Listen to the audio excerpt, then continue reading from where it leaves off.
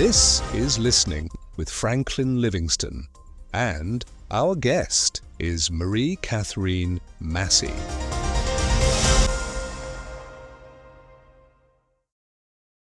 And New York, in my opinion, is more segregated than Chicago. And I was surprised. I was like, oh, wow. So I was living in Chelsea first. Oh, yeah. I spent a lot of time in Chelsea. Yeah. And there are a couple of very high-end clubs there. Yeah. So I would notice the people like Soho House and such? I don't know if you're allowed to say the name. But okay, sorry. yeah, mostly, yeah, you can beat that. These clubs, people would walk in like very fancy couples first time. And I notice usually couples are either black or white. Or once in a while you would see Indian type, maybe Arab. Sometimes it's difficult to tell. And I was like, okay, this is a little different because in Chicago, interracial couples are pretty common. Okay. And at public places. And or maybe in my circle. Yeah. It could be in my circle. And I remember I called up a friend who has been in the U.S. Army, served in 25 countries and tons of cities. And I said, hey, this is more segregated. And he said, yeah, it is. I said, oh, in general, people say New York is a melting pot, is accepting. And he said, yeah, I'd like to talk about that. He's a white guy. So I struggled because I thought, now people right away create a group like Hispanics. They always like in a group and they talk in Spanish and I had Hispanic friends, but I think they had to feel that they had to create some rooms, some things they would translate to me, but it was very difficult because the comfort level around them, the way they had among themselves was not there. So I was like, okay, I should get involved. And then people when if you want to say, hey, you want to go out to shopping or grab groceries or do something, if it's more Caucasian group or people, they'll be comfortable right away asking the other Caucasian. Even when you do in schools, different schools, I noticed, especially the schools that let you find your own scene partner. So it's very like, okay, you're going to go to another Canadian if you have, or a white chick to another white, right? And or French accent if there was one. Yeah, we didn't have anyone with French accent. I think we might not have any Canadian in our class. I don't fully remember. In our school, yes. So deep down, it was all affecting. It's making me lonely of sort in a way without knowing, because I think at surface level you could be very engaged and maybe not from your core, because that's your just a sociological response, smile and talk and all that. But wait, I have a question. So like, did you connect with the Pakistani community when you moved to New York? Like, was that something that happened? My only connection was there is a Pakistani restaurant. I think the owner I know is from Pakistan, and some of the staff members too. The thing I learned, and I might have learned that in Illinois, that I wasn't a cookie cutter Pakistani because I did not live there and adapted the culture in terms of its how to say that, like so if I relate to them, I was a bit foreigner to them.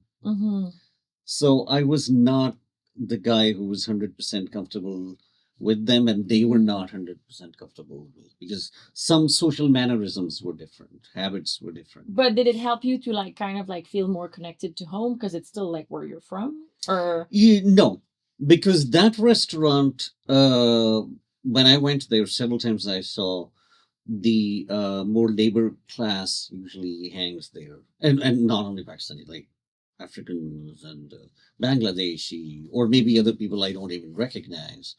So it was a place for a particular kind of socio-economic group, and that didn't really make me that comfortable. The only thing was, and also the other thing which becomes very confusing, you might be able to relate to it. So, say you go to a Greek restaurant, Pakistani restaurant, Indian Mhm. restaurant, Asian restaurant, Chinese restaurant. But when you go to those countries are gigantic. So Chinese food might be different in the north and south, Mhm. same in India and Pakistan. North is different than south. But here it's more like a medium Oh my God, that was such a big shock mixed. for me. Okay, so in Vancouver, we have like one of the biggest like Chinese population. And I have like some really good like Chinese friends. So like we would always go eat and like I was like, okay, so this is like Northeast food. This is Sichuanese food. This is like street Mhm. food from Taiwan, you know. And then like when I moved here, I remember It's just Chinese. it's American Chinese, but like the thing that like shocked me the most, I think my partner like ordered those like I don't know like dumplings, and it came like with a red sauce Mm. that looks like if you put it on ice cream. And I sent a picture to my friend back in Vancouver, Is it really and I was just Chinese? like, "Is this what is this?" He's Yeah. like, "I've never seen this in my life." Yeah. Like, It's the same thing with these other cuisines. yeah, That's exactly, and that the same thing with the people. I think I got changed so much or transformed so much while living in the Midwest. yeah. Uh, that I did not remain that kind of Pakistani who was just a Pakistani. Mhm. So that was not something then So very easy. there's not like little Pakistan in New York No, or in the Bronx, like no, I someone. think it's more blended because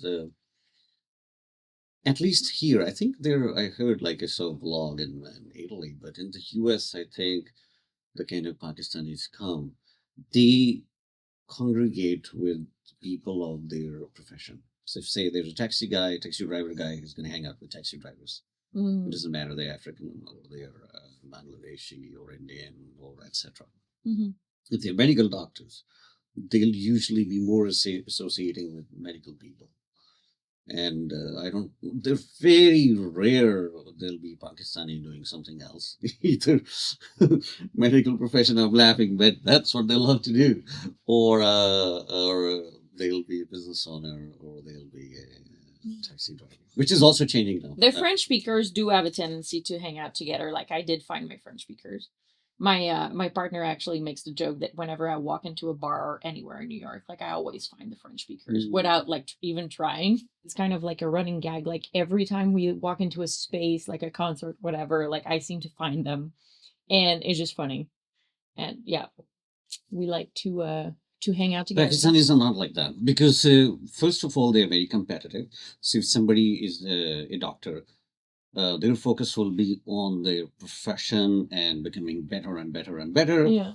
And if they associate with other people, usually they associate based on the religion, Hmm. sect, or some sort of affiliation with a group. But it's not that if they look alike, they'll be, oh my God, I found my sister. No, it's not going to be like that.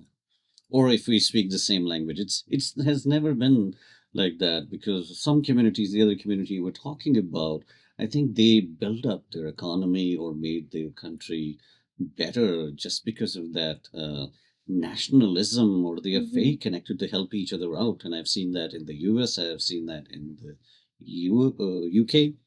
But Pakistanis are a bit different. That's fair.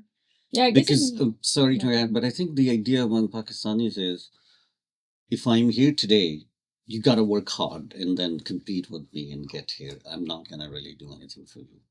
Unless you're really dying of hunger, that's a little different. But in general, it's not that if a Pakistani is going to start, let's say, a restaurant, all the employees will be, they might not have a single Pakistani employee. Really?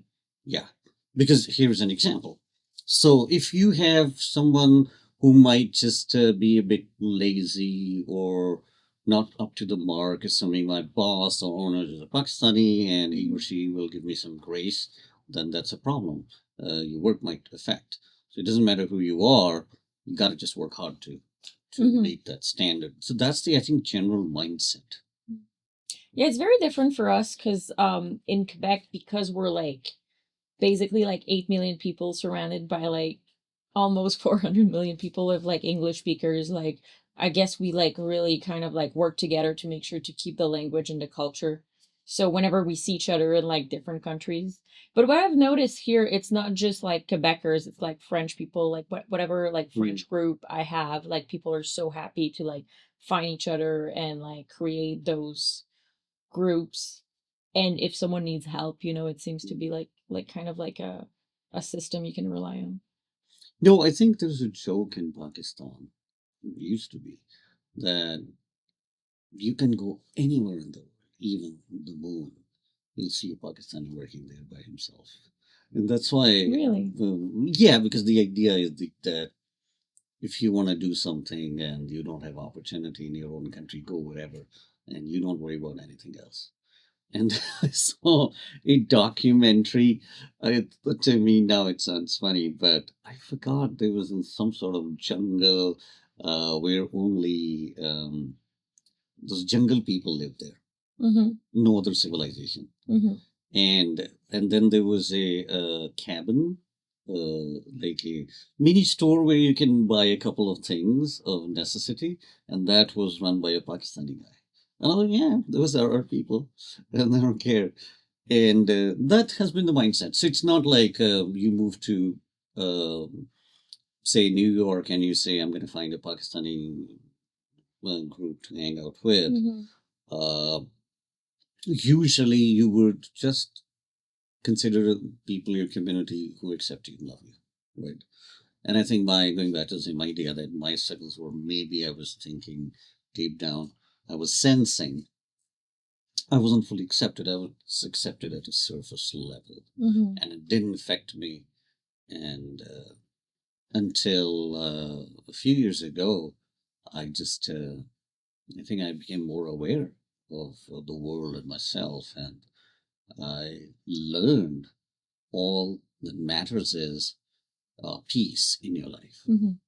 And if you want to do like for fun, for example, I wanted to study more for fun. I always wanted to be in the school, like you. Mm-hmm. But it has a cost you pay.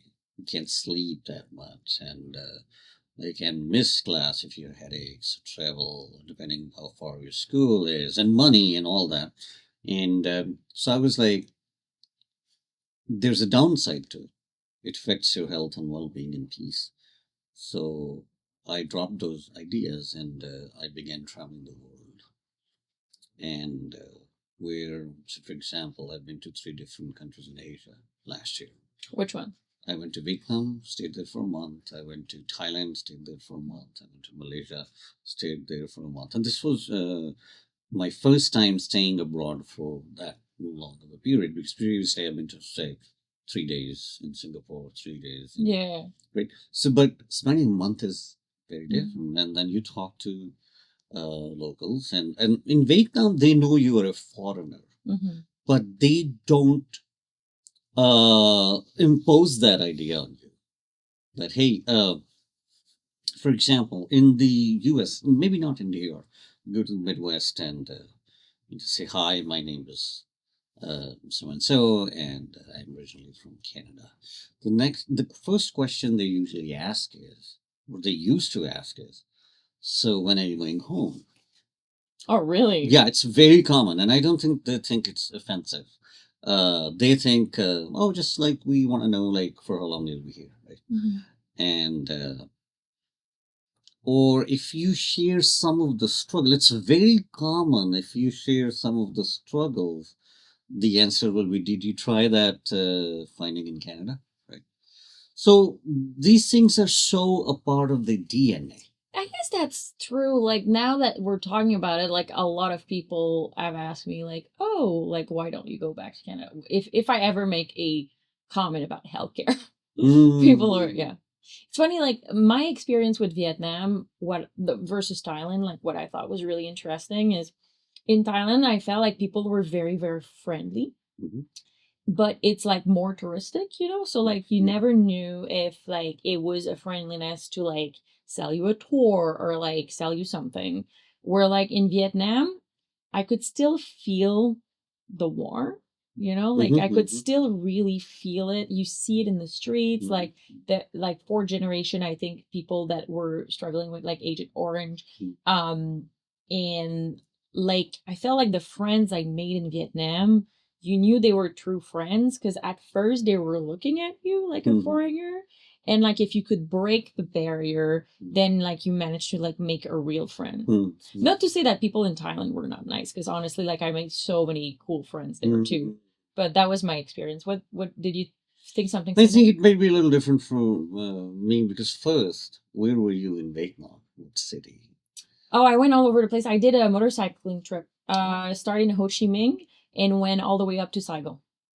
Cool. So I was among more privileged people and who are more accustomed to Western media or somehow they speak English and all. So Yeah. it's a little different than, say, if I had walked into a village. I have heard about villages, I haven't been to one, where I was just like, okay, what are you doing here? Right?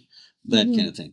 And you're right, Thailand is more touristy. They see Mhm. people from around the world. And the couple of places I went to shop in Vietnam was also full of tourists. Mhm. So they probably knew that, okay, we're just there too. They have their tourist pockets for sure. That there's definitely places where we were like when we were traveling that like there was like absolutely no tourists. And the other thing I'm gonna say about Vietnamese people is that they're so helpful because we got into 2 motorcycle accidents. And the second one was like really, really bad. And Okay. honestly, like those people like did not speak English. Mhm. They jumped in, they just like took us to the hospital. They found someone in another city that spoke English to be on the phone with us so could translate with the doctor. Like I only have nice things to say about Vietnamese people.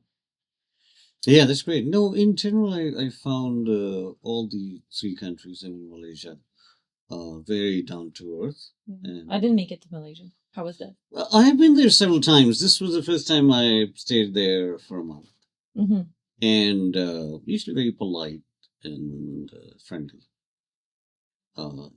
Some speak English, some don't. And then I use the app. I mean, I never, that time like that the app takes never makes me fidgety or frustrated or something. No, I think it just becomes lifestyle. So It's so it was fun. interesting that we have the technology to do it Yeah, now. yeah. Like I did a trip with a friend in Japan and we picked up like we did a cycling trip from Hokkaido all the way to Osaka. Mhm. And we picked up a Japanese like cyclist who was like a professional cyclist who just did like all of Japan like nonstop. Like that's all he did. His name was Tsuba, and Tsuba did not speak English. But like the entire time, like we traveled with him for I think something like 2 weeks. Wow. And every day we'd wake up and have like a conversation with the phone, like just with like Google Translator. I'm not sure which app it was. Yeah, I use the same Google. Yeah. Translator, yeah. But it was like so interesting that we were able to like actually have a conversation and like exchanging because like otherwise like there's no way we could have understood each other. Definitely. No, I usually get an unlimited cell package at the airport, and it's very affordable. But sometimes no, I forgot which country. One country I was recommended not to get at the airport, so they had, and this is part of the learning. So, for example, Malaysia, Kuala Lumpur, if you go to the these mainline cell companies, they'll be expensive. And if you go to a 7-Eleven type store, you can get a cell phone connection from there, very inexpensive. And then I forgot which country, but sometimes you can tell them I just want the data. I don't want actual minutes to call and all because I'll use my WhatsApp, and it worked fine. Yeah, I travel. Actually, I was just traveling in February in Nicaragua. It was my first time in Central America, and I usually never travel with a phone. Like I travel with the phone, but I never get the data. It was my first time doing it, and I feel like it's changed the experience a bit. I don't know if I like it. I like not having the internet and like writing down the directions and having to like find whatever I'm looking for, or not always like look up what is the rating of this place? What is the Instagram looking like? I feel like it's taking away from the magic of traveling. Yeah. I think the only time I use is to order they don't call it, what do they call in Asia, the car service? And just to just to be on the call from the US if somebody's going to call. Mm-hmm. But you're right. A lot of the places like I like to visit, I don't think they'll have internet Mm-hmm. presence in terms of like this is the website of our restaurant and this Mm-hmm. is the yeah. So that is the using magic, but I think it, being adventurous, being explorer, Mm-hmm. the real exploration comes when you go and try. For sure. And I feel like nowadays, like everything is already like rated on like Google or Instagram, or like you have like travel guides. Like there's so many ways that you can already research places. Like when I started traveling, I remember like there was no, like there was internet for sure, but you needed to go to an internet cafe. Like to call my mom, I had to go to the internet cafe and Mm, like buy like a package of like international minutes, mm, or like I would go to an internet cafe to send her an email. mm. And we had like a guidebook, but that was it. Like you had to like understand where the buses was going, like what was the Correct. schedule. You could look it up when you were in front of a computer, but we didn't have like the smartphone. Right. And Yeah. even like at first when I was traveling, there was the smartphone, but it was not as like right now I just feel like it's too easy. Yeah, it is. And I think I relied mostly on. So there are countries like there has been a time when I did not take the taxi type service, and I love because I love a lot of public systems in different countries, and the buses, and Mm-hmm. I would rely on asking people questions because Mm-hmm. some of the countries, for example, I still remember uh, South Korea as an example, right? Mm-hmm. So this personal distance or personal space is not that huge. And so I would just walk up to someone. It doesn't matter it's a female or a male, a girl or an older lady. They will be really close to you. And they're like, yeah, you take bus 57 and then from there to this thing.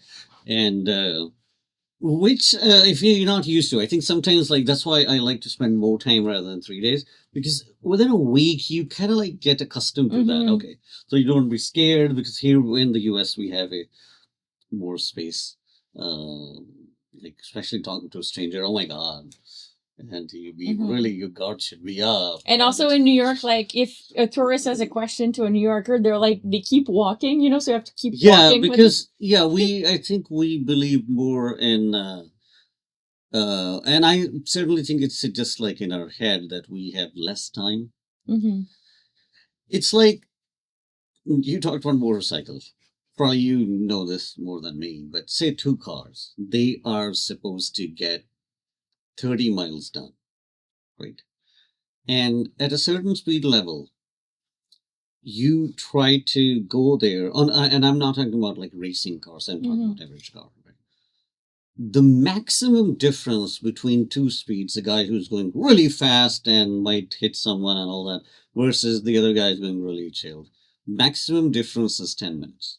Yeah, I know. Now, for an average human being who is not working in Wall Street or stock market or whatever, where those minutes mean something, or like in filmmaking, 10 minutes we can film a scene or whatever.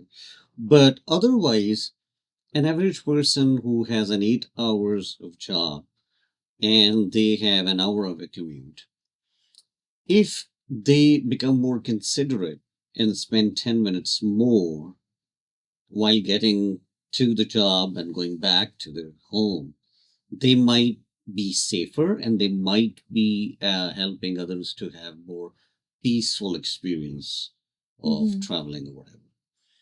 The reason I say that, we had a guest and she mentioned she had Lyme disease. Oh. And she wasn't able to walk or stand, walk fast or stand properly. And when she'd go to a grocery store, so she was careful no one hits her. Now, what if the whole community, whenever they see someone is slower, they try to become more empathetic? What if he or she is going through something? And I think that gets missing in cultures like New York because we just assume I'm going to get there. So a lot of people will walk fast. Oh God, I don't want to miss my train, subway. and then you stand there like this. Oh, it's 11 minutes behind, and depending what route you're at, right? You can't control that. I love airplanes, passenger airplanes, because the passengers can't see what the captains are doing. Mm-hmm. They can't tell them, hey, do you mind driving a little faster? I gotta get home sooner, right? Or it's okay, bro. Okay, we see rain all our life. It's okay. So they announce there that, hey, we're hitting tribulation, and make sure that your seatbelts are on, and don't try to be a jerk. So whatever they say, you just trust that. And of course, your screen tells they're going at 533 miles per hour, and you say, okay. You can't tell the guy to go faster or slower, or it's raining, so be careful or not. You don't have control over that. But in general, humans like to have the control. Yeah, that's why And- I hate flying so much. Like, oh my You're a control freak? Kind of, I think so. Like, I don't know. Mm. It's just like I like driving because I can be really, really safe. But and I fly a ton because I travel a lot. But it's just like for me, the fact that I don't have any control is really, really scary. And like once you're in the plane, there's nothing you can do, you know? Like you have to trust that the captain. The window doesn't even open. No, I mean, No door, yeah. yeah, no, for sure. And also now that like my best friend's a flight attendant, so like she's like, there's a lot of things that I don't tell you, and I'm like, don't tell me. Yeah, please don't. No. Yeah, but I definitely have a better understanding of the whole thing now. But yeah, it's always been like super scary for me to fly, and I wish I was one of those person, you know, that they just get in the plane and they just fall asleep. There's a way to do that. 2 pills. Seriously. Have you tried No. anti-sickness pills? Yes. But make sure you get the ones that make you drowsy. They don't say that. They only sell Yeah. non-drowsy, but the ones that don't say anything, Yeah. get 2 pills. Because And usually I make take sure them- after clearing the TSA. So Oh, don't yeah. be like, they ask you, hey, is this your bag? And you're like, I don't know what you're talking about. so when you clear the TSA, just Yeah. take 2 pills and then you'll be all set. And it's nothing dangerous. It's healthier. I should say healthier, but it's not a drug or anything Yeah. wrong, right? At least I get to watch movies on planes. There's that. Yeah. Yeah. But you know, there are some flights like, for example, I once flew. So if you take direct flight to Bangkok Oh yeah. or Abu Dhabi, oh God, then you're done. Like I can't watch like more than 2 movies. Then I'm like, because I wanna. Well, then I play video games. I bring my computer and I Oh, literally okay. play video No, games. I don't want to open my computer. No? I just like no. Because the missing part is I like to talk to people. I don't know. Some things have changed after the pandemic, I think so. but previously I would walk back and begin talking to the crew, and they didn't say anything back then. You can just drink, eat, whatever you Mhm. want, and now I think they're also a little reserved. Well, it's just because, like, from what I know from my friend who's a flight attendant, it's just people are supposed to be like sitting with their seatbelts on, right? Yeah, but I'm not a people. I know, No, but it's yeah. just like security wise, like if something happened, like because I don't know if you've seen that, but they have like unexpected turbulence now, Mhm. and it's because of climate change, and it's just like some air pockets, and then you Yeah, know, and yeah, so yeah. if you're not sitting and you don't have your seatbelt on, like they're responsible, like Yeah. You flight can get attendant are injured. not just like servers; they're literally there for your safety. Absolutely. Yeah. So I think that's why. But I also like going in the back and like chatting with the crew. I'm like, my best friend's a flight attendant. Da, da, da, da, da." I think it's a cultural difference too. I remember British Airways, right? It's a little different because first I didn't like their, I don't know, first or business class. What was it? Because they have a, so you were facing that way and I'm facing that way. Mhm. To me, that was just weird. And Oh, you were like facing each other like that? no, you were not facing, but so you're sitting like this Yeah. because you have that leg room to Oh lay yeah, down. yeah. But your face is that direction, my face is that direction. So you both are not Ah. facing the same direction. Okay.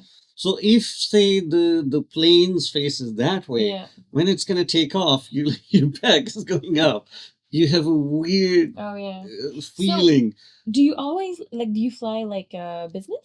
No, No, no, no, no. economy. Mixed, Okay, depending. because I was like, was that business or economy? No, business or first class. Okay. I've never flown first class, so It was one of those because I forgot. Some airlines don't have a first class or business. They have just that class and then yeah. economy. Because apparently it's Some more comfortable for longer flights. I heard of those pods where like you can actually sleep. Yeah, it was one of those Yeah. pods. Yeah, but no, I didn't like it because I Yeah. was like, oh my god, it's weird and all. And the staff, you can tell first they were British, and I I don't think they would have liked me going back and chatting with them because they just want you to be there, comfortable. We'll bring everything to you. Mm. And then Japan Airlines, I think I might have had that where like, okay, hey, we got to finish this, uh, whatever beverages they had, and all right, let's keep drinking, keep talking type situation. Vietnamese Airlines, I've traveled even before visiting Vietnam. They have economy and first class. They don't have business or premium economy. Mm. And or at least that was the case until a few years ago when I went there. So, and then one thing also I learned: every flight does not have for you to put the foot on footrest. And if a longer flight, There's footrest. I've never seen those. what plane do you fly in, girls? I don't know. And yeah, it's a little Qatar Airways, Etihad. Yeah, I've Singapore Airlines. I flew in. Singapore Airlines used to be, I don't know right now, extremely expensive, and they would give you almost everything. Okay, because I think they assume Oysters? no, no, not food. Probably. They assume probably you haven't showered or done anything. So for your hair and for your makeup. Wait, you can okay. shower on the plane? Yeah, first class. Yeah. Oh, okay. I don't know. I mean, I didn't try to do that because I was like, what? But I Yeah, what again, if you're naked and there's like turbulence? Like, do you have so to just stay in, don't come out. Yeah. Uh, but I think it's so small that even if you fall, like depending, I don't know. I mean, that's the thing. Like, in the end of the day, it's a plane. It's not like it can't be perfectly stationed. Mm-hmm. So there will be. Even I don't think it's a wise idea. Maybe at that time I had some extra money and I tried different things, but I don't think it's a wise idea to pay say 35 grand or 40 grand and you're flying to Australia on in that what was the word The you used? pod? Pod. Yeah, yeah. I was gonna say cubicle. Yeah. So because okay, it's great you have blanket and sleeping and all that, but still it's not like sleeping in a bed. You know? No, but if there's no leg room in economy and you're doing a 16-hour Oh flight. no! Oh my God! I've tried that. That's that's a test. That's a test of your. Yeah, I think the longest flight flexibility. I've done was 12. When I did like Vancouver to Bangkok, but I had a stop in China. Hmm. And that was like 12 hours. And I think I was going a little insane. Yeah, just imagine 22 hours. You did a 22? 22. I forgot where was Where it, do you but go? I don't remember actually. But I know, for example, people who fly to India or Mhm. Pakistan. It's 22 hours direct flight. So just imagine. But at least it's a that you can't like. Oh my! I can't wake up. at least it's a direct flight because like I don't know like when you get stopped sometimes like okay I'll give you an example. I had a stop once in China on my way to Japan and there was like a typhoon so we were stuck in China for 3 days because we couldn't like if I had a direct flight we'll would have made it or not but it's great that we were safe in the end but like I don't know. I just think like connections are always like kind of a gamble. Yeah, because see, the thing with connections is when you buy a ticket, Mm-hmm. the longer layover, the cheaper the ticket. And the shorter layover, the expensive the ticket. And the way tickets work is all these companies, you again don't have any control over it. Mhm. It's very interesting. Yeah, you're right. Or the fly time. I think I always try to aim for the best. Still, you can't have the best unless you pay thousands of dollars extra. Yeah. You could say, I don't want to fly in the morning, or I don't want to fly in the afternoon. And there are a lot of things. I think you have to have these days, if you want to fly for fun, you have to have a lot of money and be comfortable. I mean, like if you don't want to sit 16 hours like that. My thing about layover is at least you get to stand and stretch. Or True. here's another thing, like in my case, I don't like to, I'm not 100% comfortable using a restroom. In the US, they call it a bathroom. Mm. So a restroom that has been used by tons of people, and then you see, like, okay, it's not clean and all that, right? And that's something I am not 100% like. That's not me. I really don't like that. So if a flight is, I know it's going to stop after 8 hours, so I know drink less water, coffee, or tea. So kind of mentally prepare yourself, right?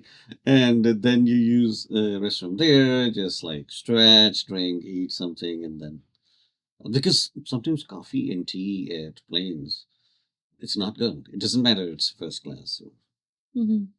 and But at least you have all you can drink in first class, right? yeah, So there's that. I think there's an age, or there's a age in a way. For example, I have a lot of clogging Mm. issues, and I don't drink hard liquor anymore. And this is just for you. Oh, all of that? Yeah, Oh boy. yeah. I thought Canadians drink early better than Americans. We do. We Yeah. do. So I remember I flew from Los Angeles to Illinois, I guess. And if you flying domestic, you are an economy, you have to pay extra for your suitcases, unless you're one of those people who can have that carry on and take it inside. But I usually, sometimes, like I usually need a little extra stuff. So do you put all the clothes on top of yourself so you don't have to pay for a No, luggage? this is what I learned. So instead of paying for the luggage, you buy a first class ticket, right? And because also some economies, you have to buy your own food. Mm. So you have to buy food. If you buy a drink, depending what drink, but everything is expensive, the juice and the water and all. All right, here you pay for the first class, and then what happens is you don't have to pay for the suitcases. That's what I did. There were two suitcases that was covered, and I forgot what airline. I think I know what airline because I kind of like one over the other because they have great cookies. You call cookies or biscuits in Canada? Cookies? Cookies. Okay. You know British. But in French, you say biscuit. Biscuit. Yeah. Biscuit. So they had great biscuit, and it does say biscuit or biscuit or something on it. And so I was given a seat. It was like a couch type thing, 2 or 3 people. And here comes one of the captains. He was going home in his uniform. He sat with me, and a friendly flight attendant came in. What would you like to start with? And I was like, okay, orange juice with gin or something. And so we kept it coming, and we kept on talking. I asked him weird questions. What happens? The wheel goes this and that. But it was a fun ride, and yes, it's unlimited drinking and eating and whatever you could, which is not going to happen in economy. And in the end of the day, this is what my calculation was. In the end of the day, I might have paid a couple of dollars extra, couple of $100 extra. But again, at that stage in my life, I was able to afford that, so it didn't hurt. For me, flying is like a different experience. Since I have the best friend who's the flight attendant, I'm her nominated partner. So I get to be on her passes and I get to fly for kind of like only the taxes, I think, something like that. But you never know if you're gonna get on the plane. So, because you're in standby. Right. So it's like super interesting because you never know what's going to happen. So do you have to wait at the airport, or like she calls you at home like, okay, babe, No. there's a seat, just come? No. You have to wait at the airport. So you have to go, like, if it's a flight, check in, like, go through the customs and all of that. But like sometimes I remember that one time I went to England. There was only one spot on the plane. And so my friend was like, well, bring a few summer dress because maybe you're going to Mexico. Because I only had like a specific amount of time to go on a vacation. So eventually I ended up getting on the plane, which was very, very lucky. And, when it happens, it's like so exciting. Yeah. Because you're like, I won that seat. Yeah. But, right? So they board the entire plane and you don't know if, like, very rarely. I think one time I got a ticket in advance because they had like 130 seats open, but like most of the time you don't know. So like it's like the clock is ticking and you can get to the airport like kind of later, but still like you're like in front of the gate not knowing if you're gonna get on. And there was one instance that I waited 7 flights. Wow. How many hours? I think I started at 5 in the morning and I managed to get on a plane at like 1 or 2 in the afternoon. Lucky you. Otherwise, like, what if there were less flights and you waited there for 3 days? That would have been awful. That could have happened, but sometimes you can just go through another place, But also, like, for example, the Toronto-Montreal connection is really, really hard. Like, I try to, like, not do it because there's so many people who commute. And it's a very popular flight. So, like, sometimes that it might take 2 days for you to get on.